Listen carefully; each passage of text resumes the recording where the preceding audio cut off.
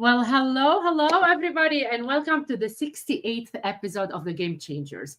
I'm Carla, your host for this episode, featuring Rick Brusuelas and Joe Carlton. Their expertise and extensive stuff will provide invaluable insights into our discussions, where we will explore thought provoking topics to ensure an enlightening experience to our audience. A special thanks to the TSA team for their support in creating this platform for meaningful conversations with community leaders and innovators. Join me as I delve into the stories and insights of our guests, particularly in the realm of fantasy football. The Game Changer fosters a unique community, and I'm honored to share this journey with all of you tonight. So, I have a double trouble tonight, both of which are key members of the Sports Affiliation group. Who is Rick Brusuelas? Rick is a notable figure in fantasy football and a respected member of the Sports Affiliation TSA. He hosts the Sports Affiliation Give Back Show on Tuesdays at 7 p.m. Eastern Time and co-hosts the Sports Affiliation Thursday Checkdown on Thursdays at 7 p.m. Eastern Time. He also contributes to fantasy football writing through One Up on a Sunday. Rick's journey in fantasy football began in 1989, and after a long break, he rejoined the fantasy football world in 2016 and hasn't looked back. He is also a proud participant of the Scottish Bowl since FFB 11. Residing in Texas near Houston, Rick lives with his wife and two daughters, Marissa and Olivia. As a dedicated girl dad, hashtag girl dad, he values family time. Professionally, Rick works in marketing with a focus on market intelligence and analyst relations in the technology sector. He supports the Houston Texans, Houston Astros, Houston Rockets, and Seattle Kraken. In his leisure time, Rick enjoys cycling, watching movies, listening to crime podcasts, and of course, playing fantasy football. Who is Joe Carlton? Joe is a prominent figure in the Sports Affiliation TSA and hosts the Thursday Checkdown. This season marks the beginning of his writing career with TSA, further enriching his expertise engagement in the fantasy football community. Joe's fantasy football journey began in 1998 at the age of 15, participating in a home league in 2002. From 2002 to 2014, he ran his own league before moving to mid-high stakes play in the NFFC platform in 2017. A highlight of his career includes a fourth-place finish in the 2018 RotoWire Online Challenge, where he earned a 12.5K prize with a single entry. In 2021, he transitioned to high stakes and began engaging in the fantasy football community on social media in 2022. He has also been a participant in the Scottish Bowl 13 and 14, both of which took place live in Boston. On a personal note, Joe has been married to his wife for 11 years, and they have two children, Kennedy and Cash, residing in the greater Boston area. Professionally, Joe works as a large format sales representative for Polar Beverages. He supports the New England Patriots, Boston Bruins, and Boston Red Sox, with a particular disdain for Jason Tatum and the Celtics. In his free time, he values family activities, enjoys playing fantasy football and poker, which he played professionally from 2004 to 2008. And in an avid ball hockey, he is an avid hockey player. He has participated in over 30 hockey leagues since 2014 and a street hockey league since 1992. Although he has taken the current season off due to a medical reason, and he remains actively connected to the community. Rick Brusuelas, Joe Carlton. They have the passion, the expertise, and unique insights that will undoubtedly enrich our community. Joe and Rick, how are you tonight?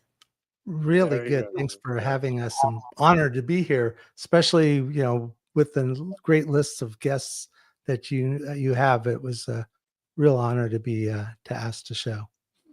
The honor is I just always mine. I want to say that's probably the best intro that somebody could have come up for someone like me, where I have very little history in the fantasy football world so far. So There's that was no excellent. little, like, there's no. You guys are awesome in what you do. And I'm so honored to have you, both of you, on the podcast tonight. I know that I had someone else, but he wasn't feeling okay. And you, like, when we asked you, you came like without even questioning anything. So I do appreciate that. And let's get going. So I'm gonna start with Rick. Can you share your journey into the world of fantasy football that began in 1989? Sure. And I've earned all this blonde hair that you see on top of my head. I've been I've Blonde? been Was around that for a gray? I while. thought that was I gray. love it. And this was a work league. I was asked to join. To be honest, I hadn't even heard of fantasy football. I'd been a football fan. This was in California, in the San Francisco Bay Area. So of course, when I do something, I throw myself at it. I go crazy. And uh, we had a live draft. I think it was at like a pizza place. And I went to the drugstore, bought Sporting News Annual, which was my draft guide, and I went in there and did not do great. But as I said, I'm always enthusiastic, if not successful. So since there wasn't an internet to be able to look up information about players or teams, I started calling the team offices to ask for injury reports. And Wow. I must have been the only person other than a reporter doing that. So they must have thought I was a reporter. So I was getting one of my players, and this takes you back a ways. I think it was his rookie season, a running back for the New York Jets named Blair Thomas. And he was always injured. I mean, he was like Kendre Miller, the current running back for the New Orleans Saints. He was always hurt. And so I think I had the Jets home office on speed dial. So that got me into fantasy football. Also, I had Bo Jackson as one of my running backs, which was a lucky pick. But I can remember going on a business trip, sitting in an airport bar and watching the game, and they happened to have the Raiders on at the time. And so, of course, he breaks off what was probably going to be like an 80-yard touchdown run. And I was screaming, hollering. People in the airport must have thought that someone was hijacking a plane at that point. Woo! And unfortunately, he was tackled like at the 1-yard line. And I just started of course, the other type of screaming. I really probably was going to be arrested for that. That was a hard way to play fantasy football. You went to the newspaper, you got the results, you tried to, get an advantage over the other people in the league, but it was not as easy as it is now. So I Yeah. quit for, I don't know, I guess I started playing back in 2016. At that point, it was a Yahoo platform. I, got in. It was another work league, and I was a little bit more successful in that one. So I stayed with that one and just kept playing. And really, this is where you start reaching out, and you learn which fantasy sites that you want to follow, which shows you want to follow. Of course, Sirius XM was really big during that time. I was pretty steady listener of that. And then reaching out to people over Twitter to get advice. And now it kind of feels cool that, perhaps I'll be that type of person who's able to help, others as others helped me as I was getting started. Love it. I love it, Rick. So, Joe, the same question for you, but there's 10 years like difference. So, Rick started in 89, you started in 98. Correct. So, how can you share your It's- journey into the world of yeah, fantasy football? So, you were I 15 can. years old.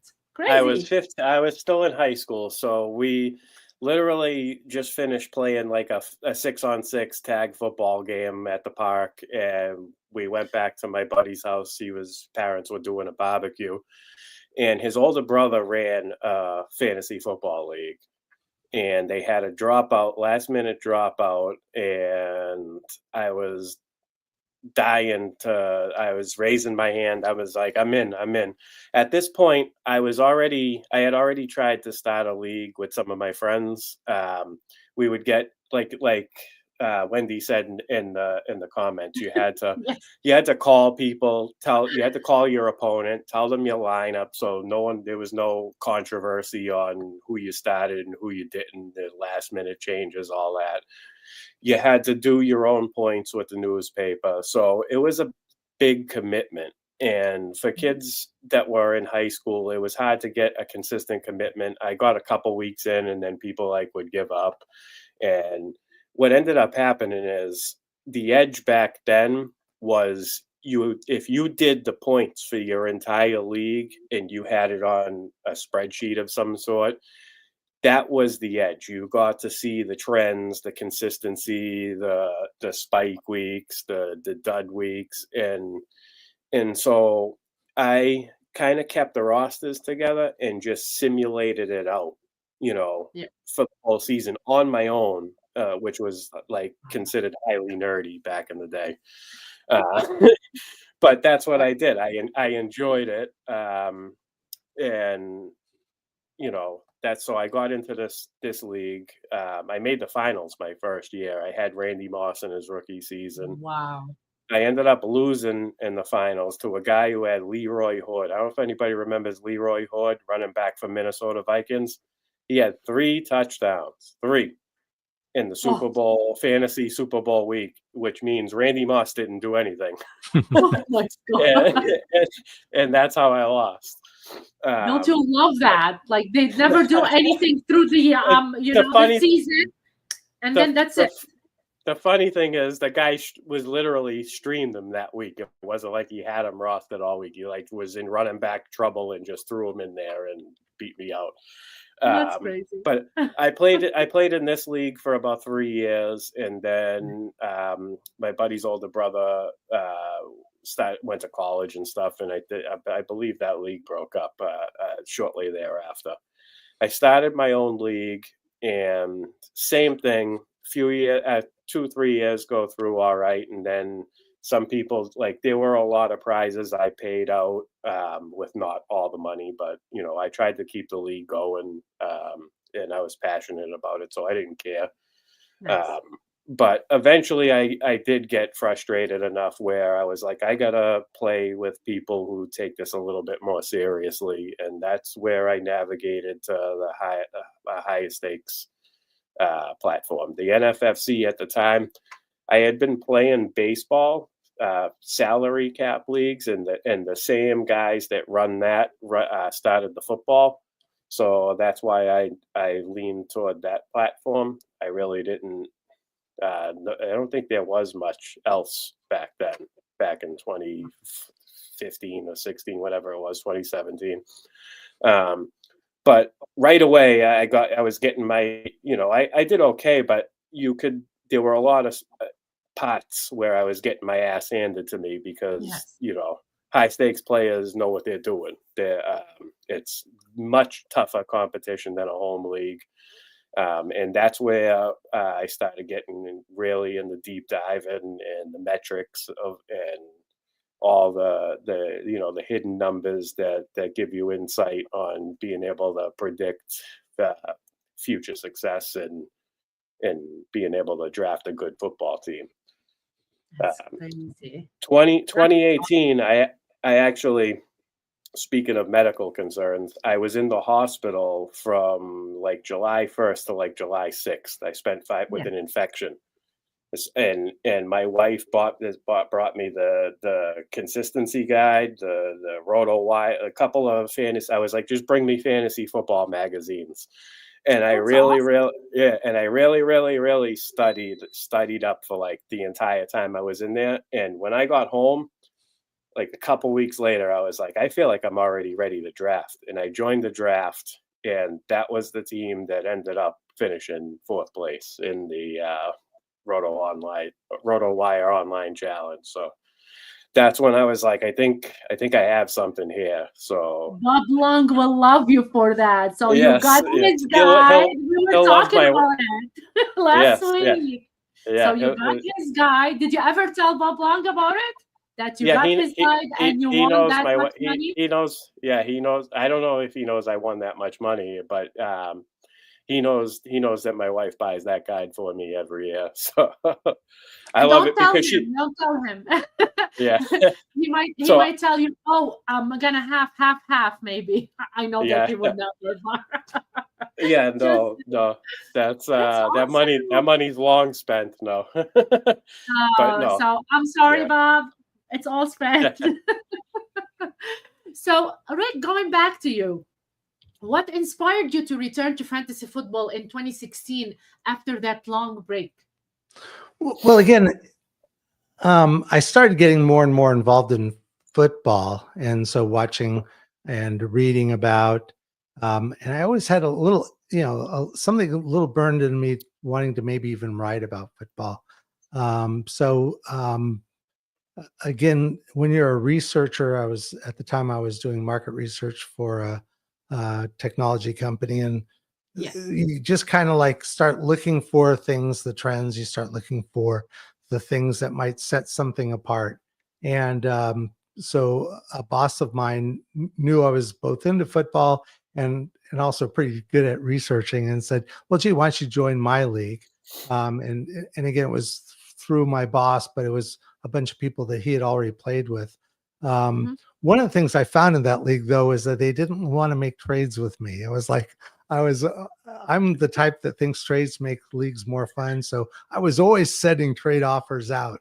And if I did send a trade offer out and I got something back, it was generally like, this star for these three, bench players. And I'm like, oh, that's not going to work. Yeah. So I started getting into that, and then I started following, as I mentioned, following some of the top people in fantasy football and trying to learn from them. And so I was hearing about other types of leagues and other leagues to join, one of which was the Scott Fish Bowl. And, I think I tried for 3 or 4 years before. I think I slipped in under the wire. They probably had a rule that said if you had applied for 3 or 4 straight years, a sympathy or mercy, invitation. So I did get in, and at that I point, love that. I was getting good at it. So I was like, the first league, I didn't make the playoffs. I missed the playoffs by just like one game. The second, I got into all the way to the top 500. Got Wow. into and I've been in the playoffs ever since my second year. So, Nice. in part because I do like to research. I do like to, look for the hidden, tricks of the trade to be able to get your team better. I usually don't do a great job drafting. In fact, Yahoo always gives me, a C minus. I think every That's single right. year I get That's right where C you want to be. minus, C minus Um, is money, buddy. Yes, but it's I usually agree. it's a good sign to me because I usually do Yes, pretty well. But you don't more have to have an importantly, A. I No, think that if you hit the waiver wires, you look for trades that might move you if there's a trade in that league. There's not in the Scott Fish Bowl, but I'm usually pretty decent at the waiver wire, and Yeah. so I can generally find that one player that somehow got missed in the draft, and then that first week I'm all over it. The other thing is, Fab doesn't do you any good at the end of the season. It does you a lot of good at the start of the season. That's where you get the most amount of value for what your fab budget is. And so I'll generally go higher after a player I really want in that, especially that first week, because I want to be able to use that player during the entire season. And again, when you start getting successful, you kind of try to apply it the next year and the next year. So the other thing is that I try other leagues, and that makes fantasy football a lot more fun. So, I tried contract leagues. I've tried, I especially love the eliminator leagues that Fantasy Cares does alongside the Scott Fish Bowl. I love those leagues. I mean, I pride myself that I never get out in the first week. At least I'll get into the second week. But and the other big part of some of these leagues is it's really fun to interact with people. So as you can tell, I'm kind of shy. So but no, I think that if you're in a chat, you're interacting with people, you get to learn what works and what doesn't work for those people. But it's also just a lot more fun. So so when I tell people what to do in fantasy football, the first and most important is just have fun. This is a great community. You get to meet and compete with people like Joe and like Carla, and even getting a chance to go with people like Bob Harris or Stephania Bell. You get a chance to compete with people that at the very top of the game, the hill, and you find out they're just like you. They're people. So it's be wary of Doug. If you go against Doug, you're done. Doug is excellent at fantasy football. He does a lot of research. I agree with Joe. I sit next to him, but I don't play, Rick. So that's something new from me to you. I do not play. You see Doug off in the draft and the upcoming. I'll just wait till tomorrow. Yeah. No, my God. Like he's like, do not talk to me at this point. And this isn't the draft to pick. Yeah. So, Joe, what inspired you to transition to mid-high stakes, the NFFC platform in 2017? Just like I said earlier, just to be playing on a more serious platform. I don't have to be the commissioner. I don't have to chase people for money. I don't have to, run the league, basically. No responsibility. I just have to worry about my team. And it also, I knew that it was going to make me better because I'm a highly competitive person. So when I go against the best competition, it really draws it out. Like I'm a very good drafter. And for the first couple of years, they took it to me with the in-season management, managing fab for the first time with the blind budgets. You don't know what you're doing until you see it play out for a year or two, and then you adjust. You get to interact with your opponents. I made so many good friendships, and all of them have made me a better fantasy football player and human for that matter, but specifically fantasy football player. In one way or another, they all bring something to the table. Everybody wants everybody to get better. They don't care if they're sharing their secrets, awesome. because they know they're going to learn from you as well. So that was what really made me stick with it after losing for the first couple of seasons, and then I just kind of found my sea legs with it, and that's basically it. I mean, that's awesome, Joe. Yeah, that's really amazing. So, Rick, I know that you're hosting and co-hosting right now. So let's talk about hosting the Sports Affiliation Give Back show. Can you tell a little bit about the show and tell us what to expect and share your insight into that? And then we can talk about the Thursday Checkdown that you and Joe co-host together. Sure. And the Give Back show was kind of, something that, became important to me. I've gone from 25 leagues down to 15 leagues, and I've kind of focused more on staying in leagues that are charity related, whether Scott Fishbowl is a perfect example, but other leagues that I've been involved for years.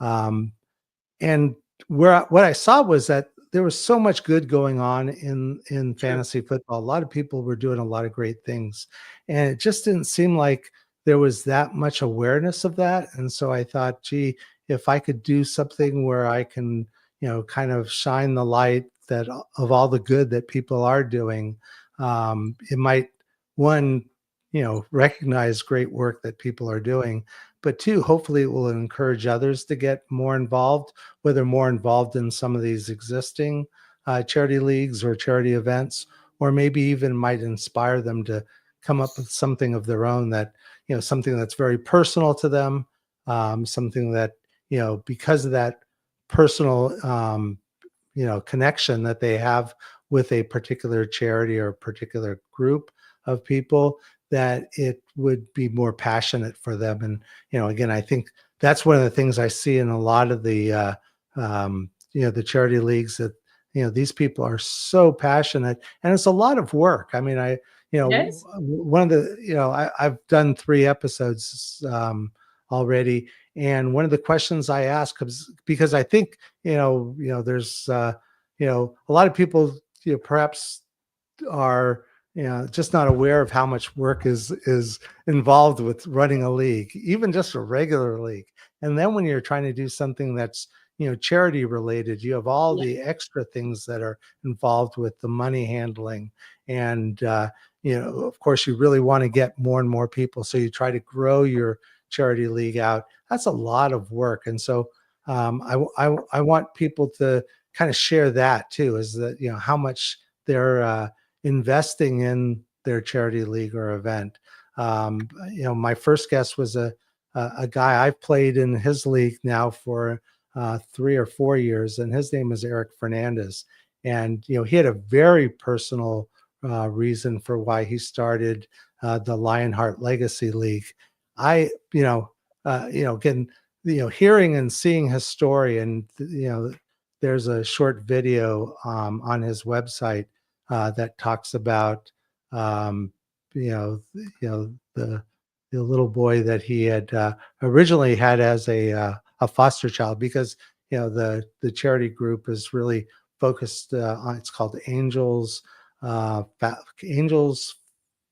Foster Family um, Charity.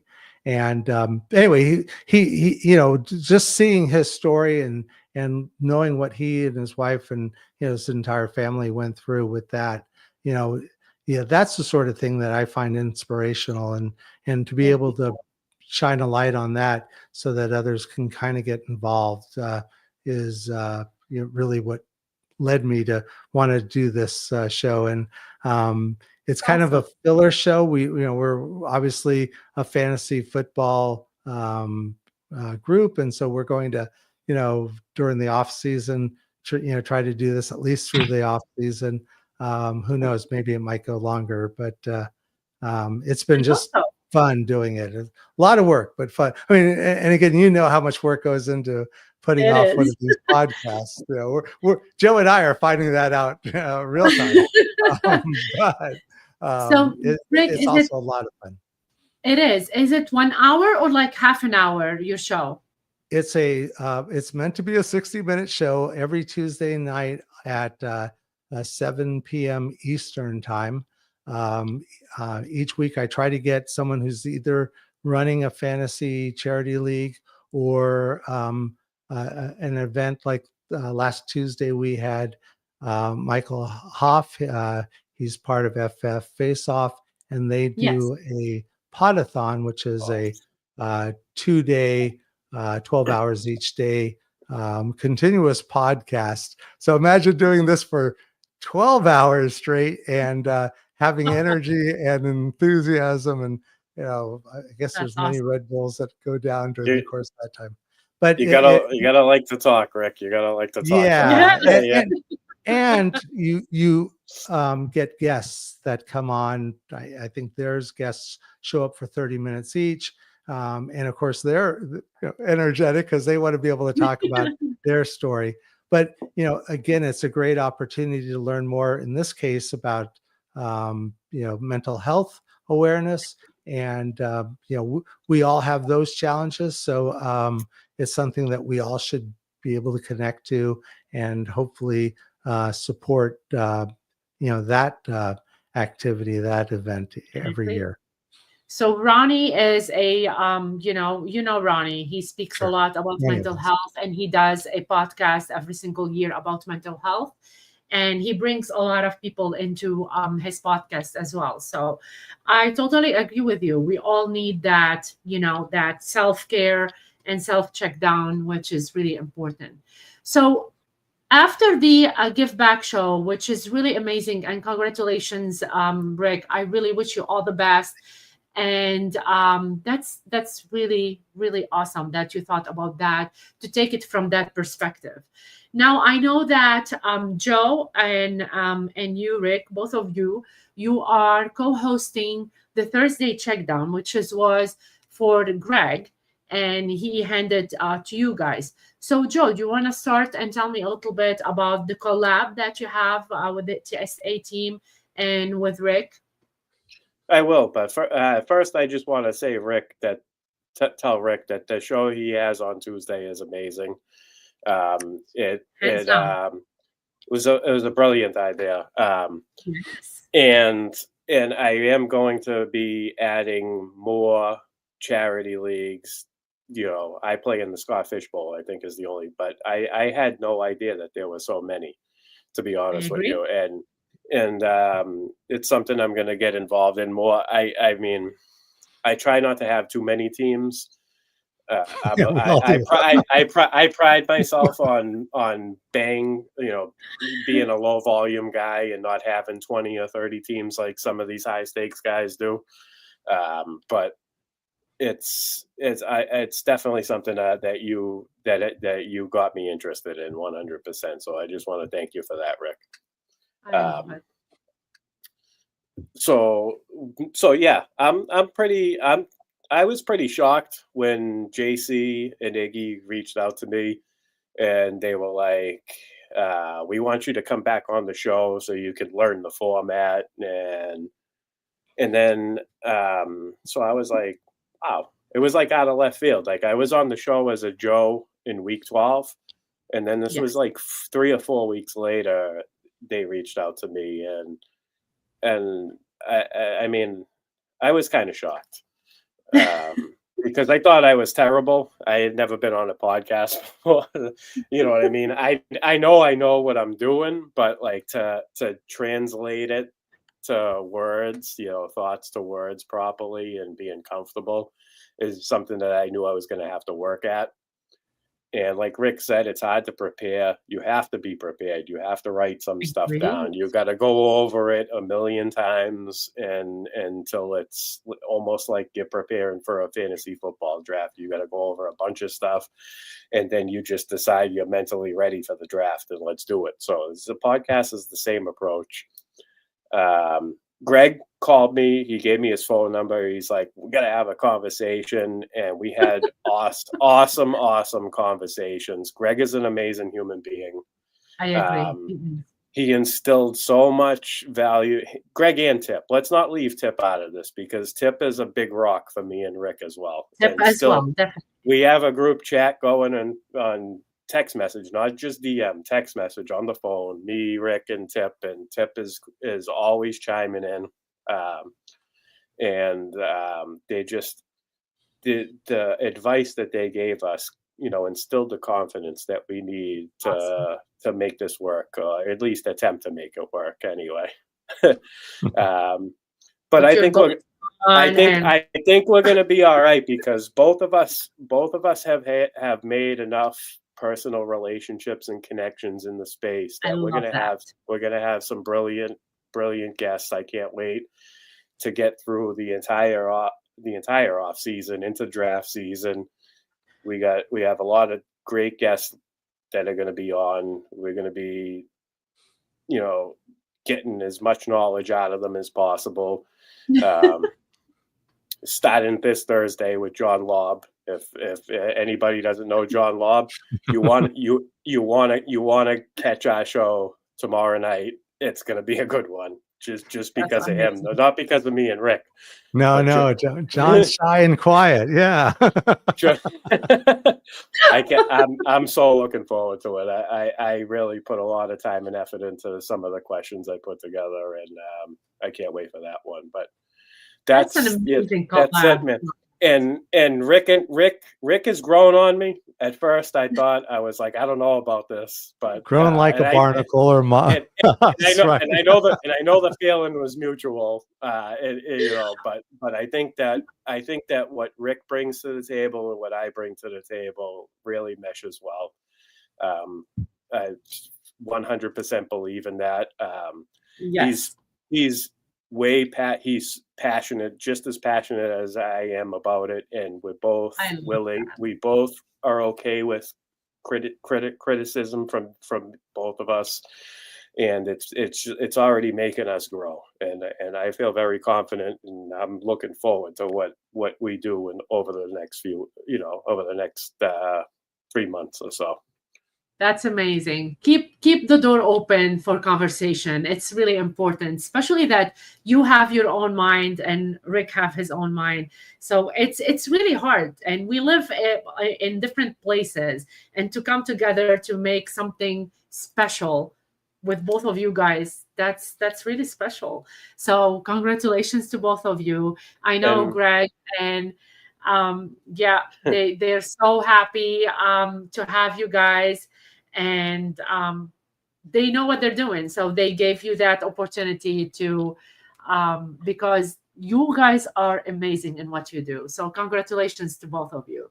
Yeah. And just to add on to what Joe said, Greg, Hall of Famer, he knows more. Yeah. He's forgotten more about football than, most of us have, learned, he's super knowledgeable and also a great guy. And Tip is awesome. So enthusiastic. He's so positive, and wickedly smart. And so, those are awfully big shoes that we're filling. And the first, I think the first time it was like, oh my gosh, who are the two of us? What are we going to be able to do? But also they've been very supportive and, very kind and generous with advice and encouragement. So it's been a great help. And, again, Joe and I see things a little differently, but that's what adds to that's the spice that, makes the dish work. We have different personalities, and if he is insulting me, I don't understand it, because most of the time he's speaking Bostonese or whatever it is. Bostonese. That's the first time I've heard it yet, so I don't know what he's saying.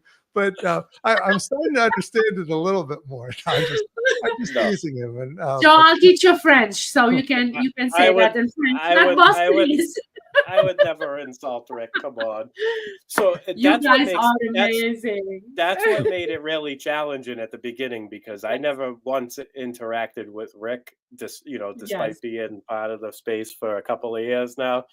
So it's been fun. I can't say that. I can't love complain. it. Did you ever go to the expo, both of you? Did you ever go to the expo? No, this will be our first one too. Yeah, this is our first year. Yep. Oh my God. So you're going to break the ice, you guys, when you meet up. It's going to be awesome. And we're getting the booth. We need the booth for the Sports Affiliation. My God. We're getting the booth. That's so cool. That's so cool. And there's definitely people I want to see you. And I definitely want to, get the chance to meet you in person. Also know Wendy's in the chat. Yes. And, I've already warned her that I'm going to be like a Lamora with, she's the shark swimming through the ocean, and I'll be hinged to her elbow, just because I love it. Everybody knows Wendy, and everyone loves Wendy. And so, I'm just going to try to catch whatever scraps fall off to the side. So, but and that's really the fun thing. And I mentioned it with even just playing in the leagues. This community is so good and so welcoming and so friendly, that while I am hoping to be able to go to a session or two to be able to learn to, improve my Oh, skills, cool. the most important is the, networking and getting the Yes. chance to meet so many of these people that I know either through Twitter or, I've seen on their podcasts. And I'm really excited about, being there, Yeah, it's a lot better than the technology conferences that I normally have to go to, where I have to admit I have no interest in talking with people. I'm And just there for have, the session. having face-to-face interaction with people is totally different from like sitting like this. So you will break the ice. You will have like really meaningful conversations, to say the least. It's an amazing thing to be at the expo. You will have so much fun. So continue with you, Rick. You have the Once Upon a Sunday. So what do you find most rewarding about your contributions to Once Upon a Sunday?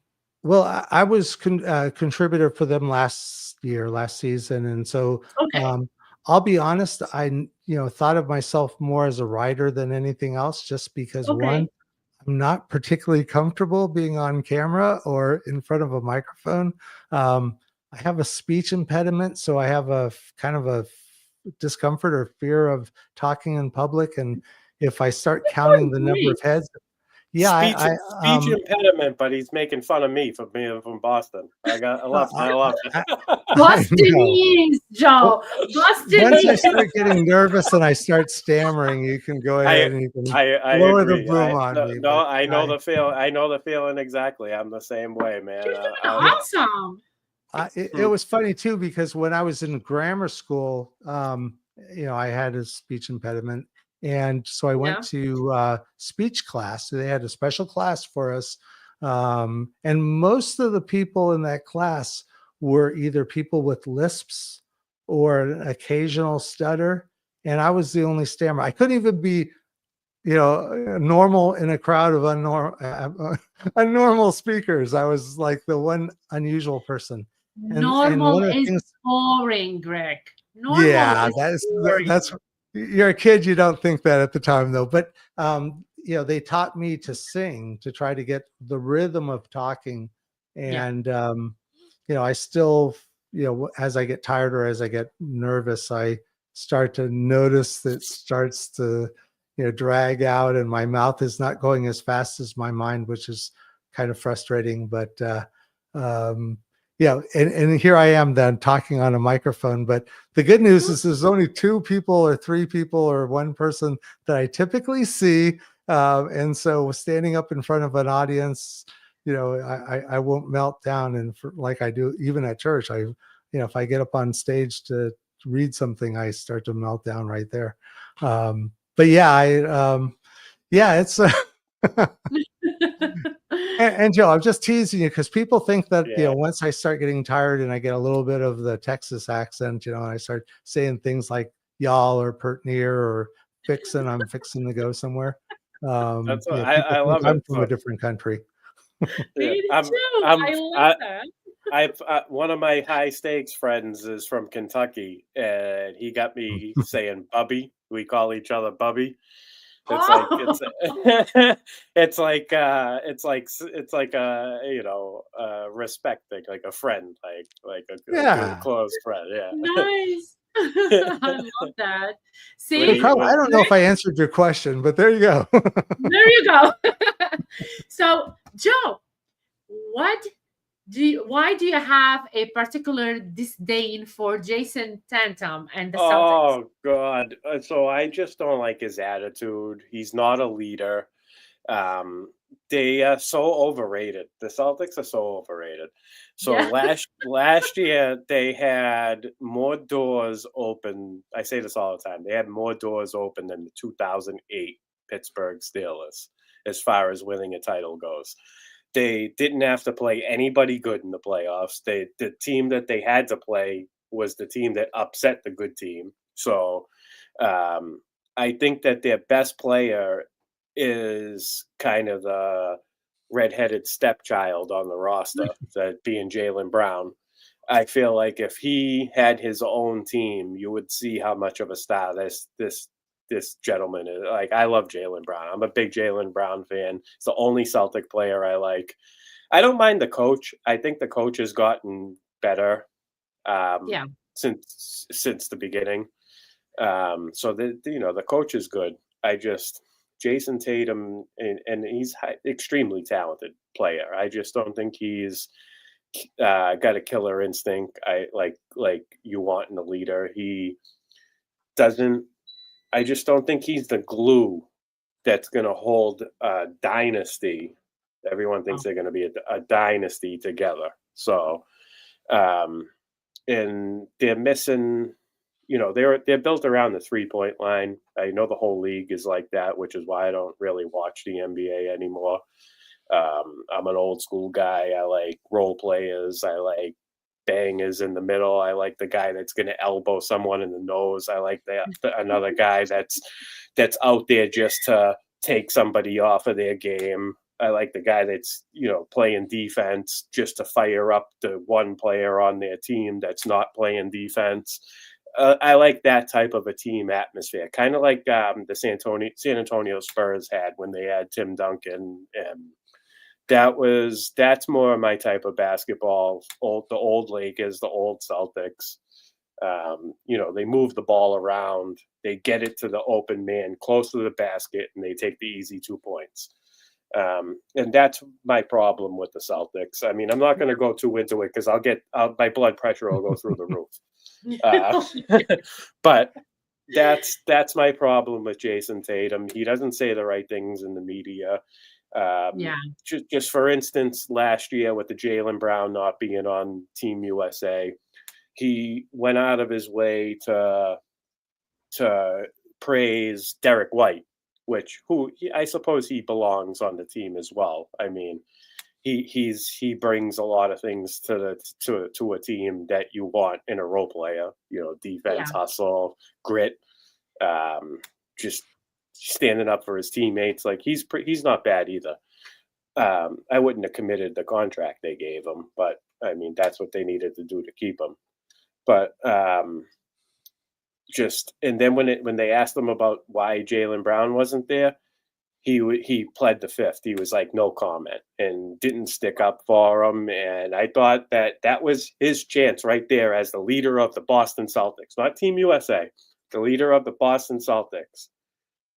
Could have stuck up for his teammate right then and there, and he didn't. And I think that goes a long way. And you can see this year they're kind of struggling. I mean, I haven't paid too much attention to it, but every time I hear, the Celtics blew this lead or they lost to this crappy team, I'm like, it's definitely happened. The effect is happening. They're just, he's not a leader. He's not, Michael Jordan. He's not Reggie Miller. He's not Hakeem Olajuwon. These are guys. He's not like. There's a lot of guys that are great natural leaders that played on teams that weren't dynasties, but if you put them on this Boston Celtics team, the team would be a dynasty because they're just they have talent all over the place. And that's my problem with Jason Tatum and the Boston Celtics. Wow, that's crazy. I see a big flaw. Yeah. And I don't think it's something that they can overcome if they want to become a dynasty. That's crazy.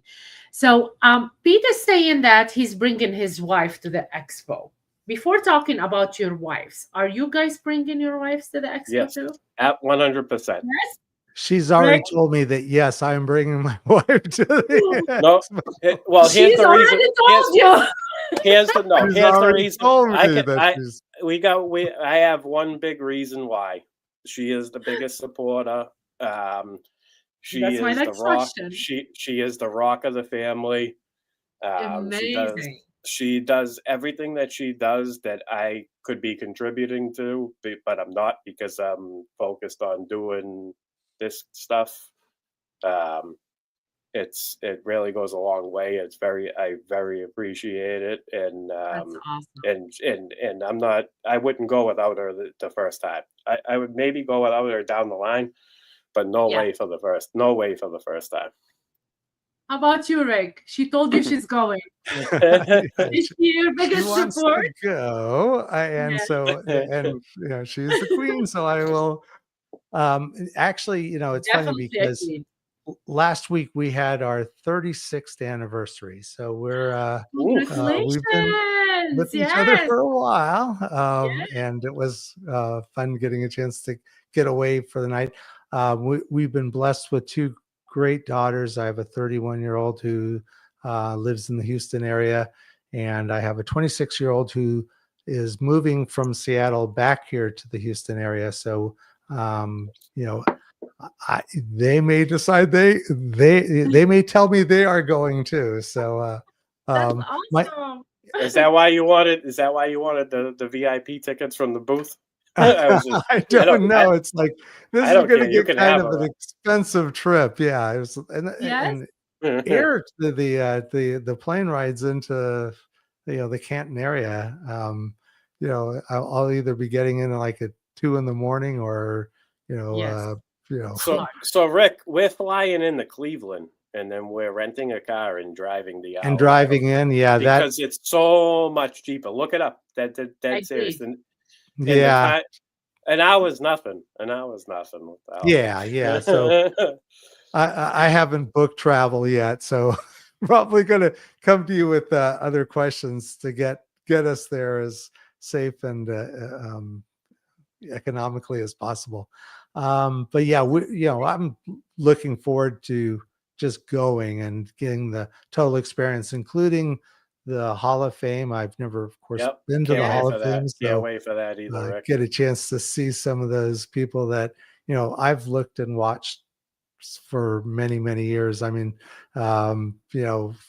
we were originally from the San Francisco Bay Area. So at that time I was a San Francisco 49er fan, and no, not going as far back as Joe Montana and Dwight Clark, but going as far back as John Brody and Gene Washington.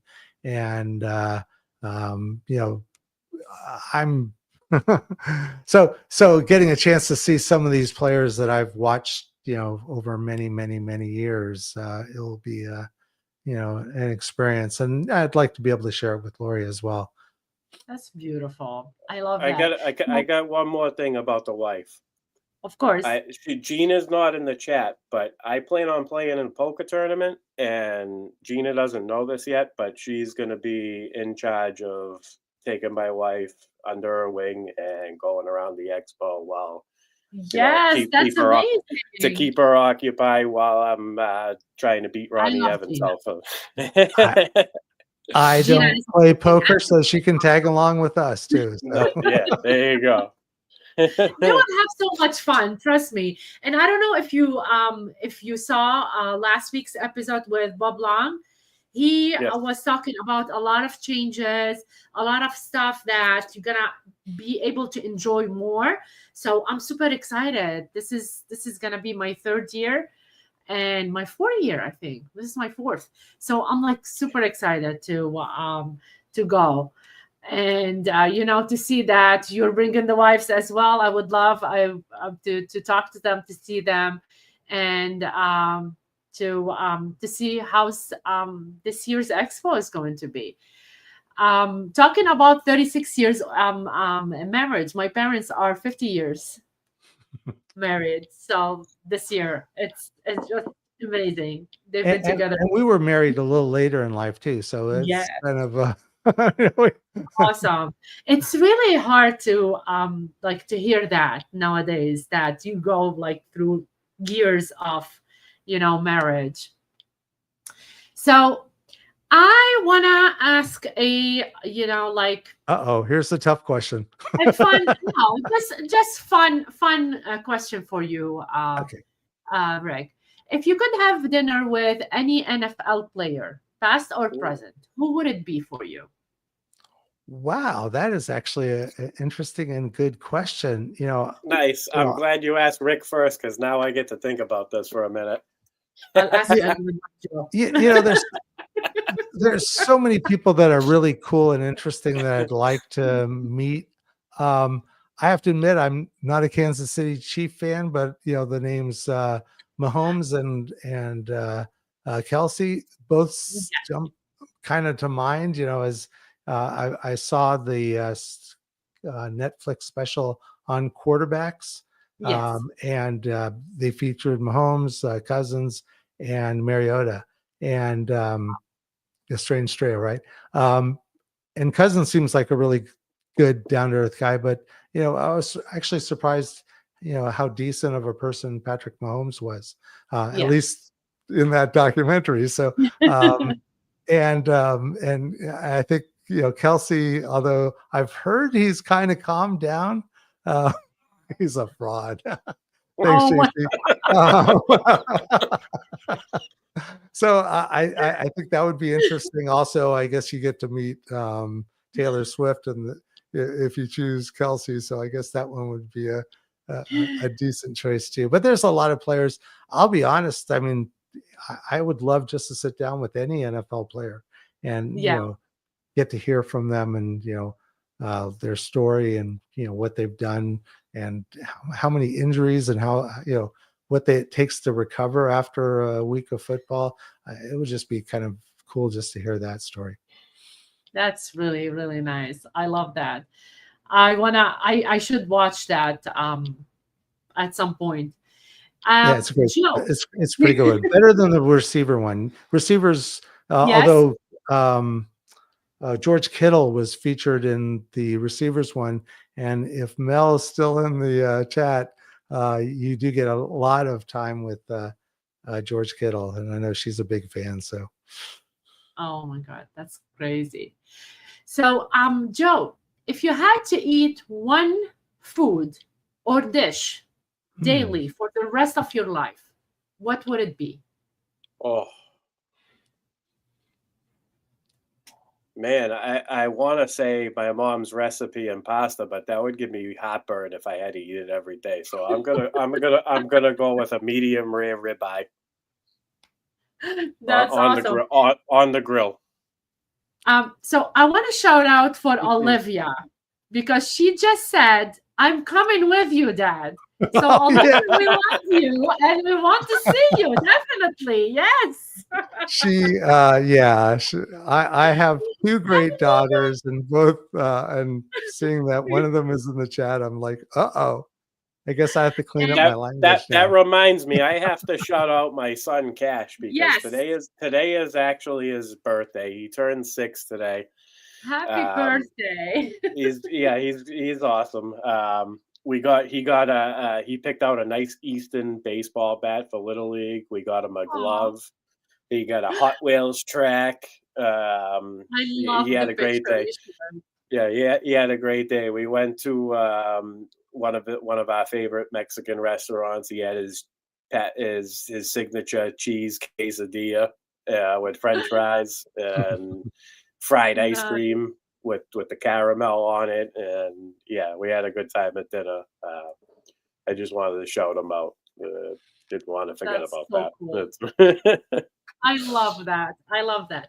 So Rick, if you would start a rumor about yourself, what would it be? A rumor? Oh wow. Let's see. Well, I thought you were going to ask me a question like, what's something someone doesn't know about me? That's coming, Rick. Be patient. I'd rather answer that question. I was prepared for that one, but rumor. There's a rumor going around that what would be a good rumor about me? You got 3 legs? No, I'm just kidding.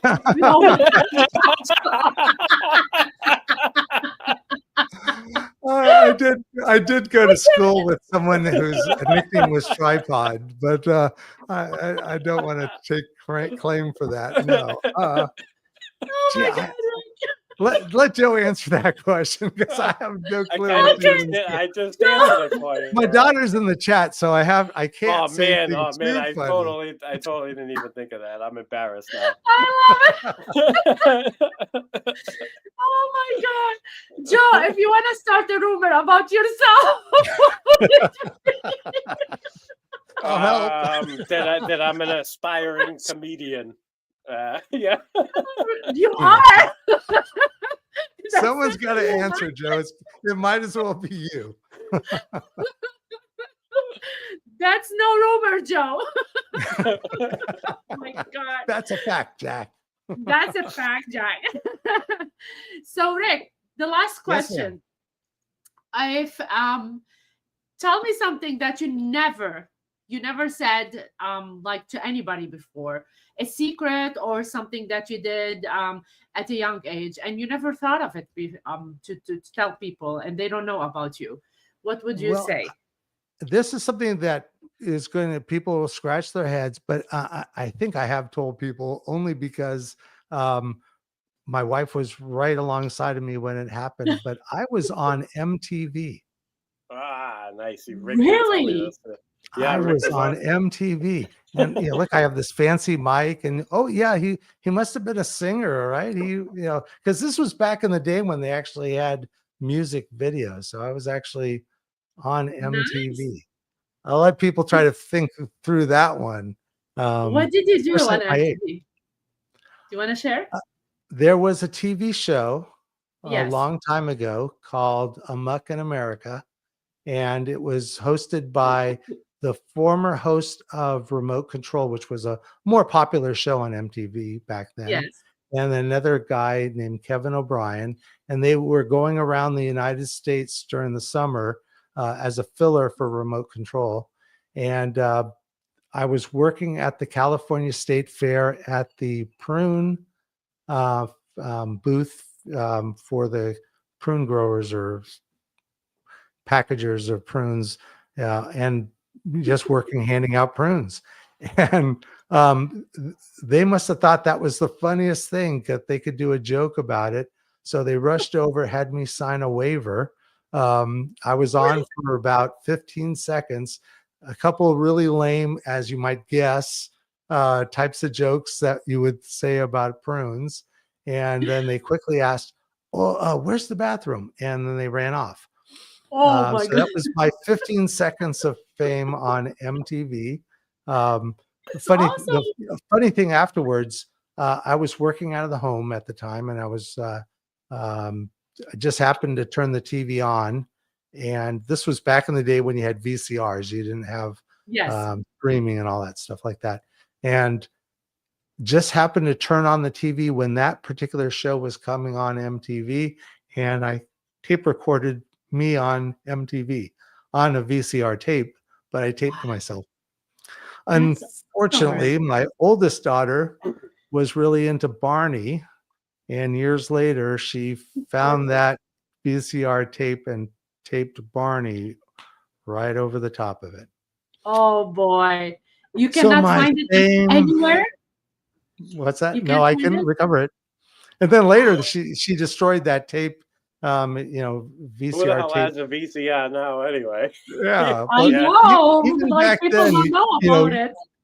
kids ruined VCR tapes all the time. They would shove them in sideways or upside down or Oh, Oh, whatever, dude, and it got a all V tangled up inside the machine. I had to almost break the machine apart to get the tape yeah, out.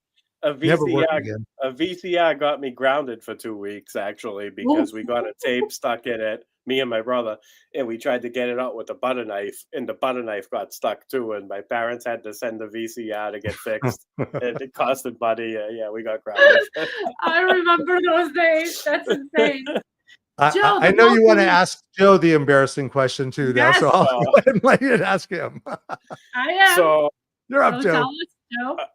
All right, so I actually shared this with my wife. Heard this for the first time last week when we were on a Valentine's dinner date or appetizers and drinks date.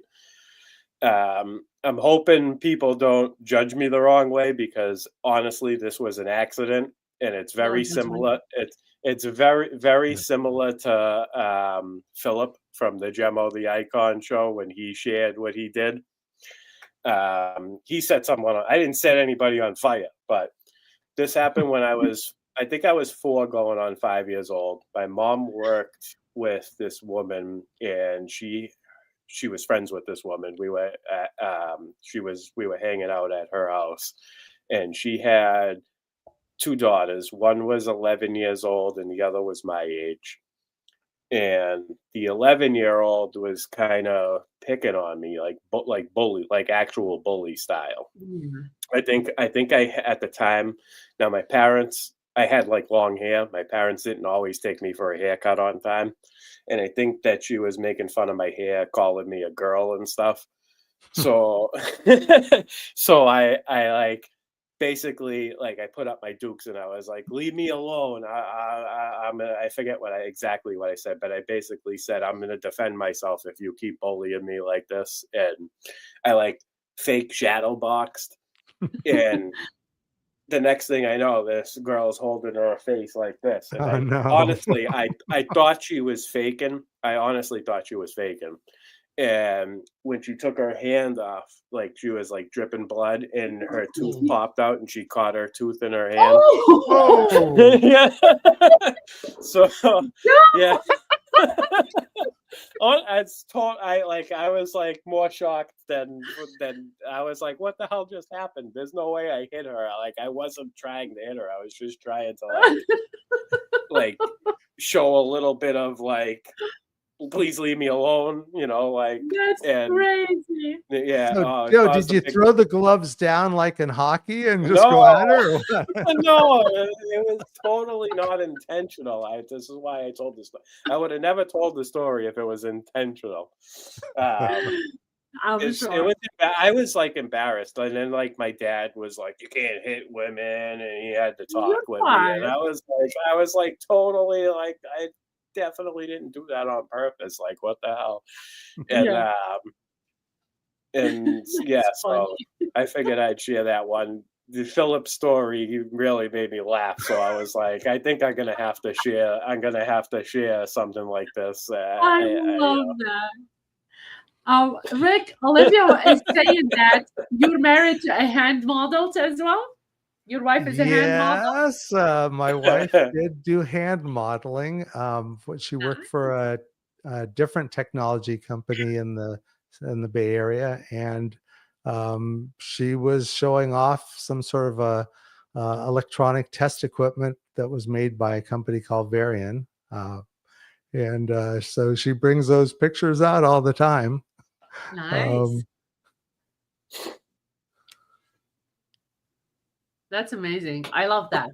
I love your stories, and I don't want to like it's already like over an hour, and I don't want to stop the show, but we have to stop at some point. So before I conclude, Rick and Joe, can you please share how our audience can connect with you on social media, and please let us know about your podcast as well and what time you air. You want to go first, Joe? Sure, why not? You can find me at that screen name. Well, it just disappeared. It was there. There it is. At Points by Hand Carlton. There's no zero there. It's not zero. O. I had to cut off the O because there wasn't enough space. I probably should have went with something way simpler, but that's what I picked. Where you can find me at TSA. Me and Rick are hosting the Thursday Checkdown, 7 p.m. Eastern time, on the Sports Affiliation on Thursdays. And I will, once, a couple weeks down the road, once I get really deep diving into the material, I'll start writing some stuff up for JC to post on the website. And that's pretty much where you can find me. Nice. How about you, Rick? Okay, and my name's really difficult, so it's right there is my Twitter or X account. I'm also on Blue Sky. It's the same thing except with the Blue Sky stuff afterwards. And Tuesday nights I do the Sports Affiliation Give Back Show, Tuesdays at 7 p.m. Eastern. Well, I also want to shout out another great show that's on Sundays. JR does a hoop show, and I know Joe was talking about the Boston Celtics, but JR will cover all the different teams in the league, and really worth a look-see, especially if you're into basketball. I want to shout out again to Greg and Tep for giving, a lot of support to both of you. I'm sure they are giving the show, they're putting it in great hands. You guys are amazing. You are a sunshine for the TSA team and a great addition. So I'm so happy to have you tonight and honored. You both made a great contribution to TSA and to my show as well tonight. And like I was saying to you, Joe, there's no one small. You are all big in what you do, and you both are, Rick and Joe. So I can't wait to see what this journey is gonna bring, and hopefully I'll get you to come to the show again. So thank you for joining me. Absolutely. Thank you I very really much for having us. Thanks for having us. Absolutely. Yes. Thank you for joining us for this episode of The Game Changers. I hope my discussions with Rick and Joe provided valuable insights into their experiences in fantasy football and life itself. Join me for the next episode on Wednesday, February 26th, featuring Scott Fish as my special guest. I would like to acknowledge JC for his contributions behind the scene and the entire TSA team. Please subscribe to our podcast and leave a review. Your feedback is important for our improvement. Follow us on the social media for updates on upcoming episodes and be part of the Sports Affiliation community where everyone is welcome. And until next time, keep challenging the game and making your mark. This is Carla with Rick and Joe signing off. Wishing you a pleasant evening. Night, everyone. Bye.